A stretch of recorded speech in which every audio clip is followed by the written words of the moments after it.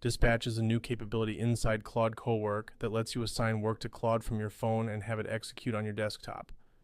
Think of it like a delegated task flow. You send the instruction from wherever you are, and Claude picks it up where the tools live. Dispatch is currently a research preview rolling out gradually. Max plan users get it first, with Pro plans following. It's not flipped on universally yet, so check whether it's available in your account before diving into setup. 3 things need to be in place before this works. You need the latest Claude desktop app running on Mac OS or Windows x64, the latest Claude mobile app on your phone, and an active internet connection on both devices. All 3 are required, not optional.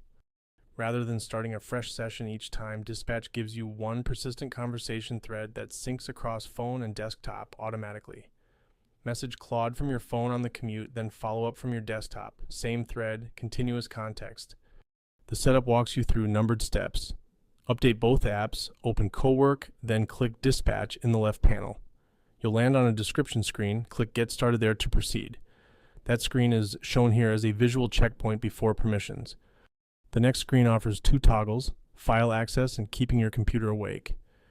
Turn those on to give Claude what it needs to work while you're away. After that, start messaging directly inside the Dispatch section and your sync is live.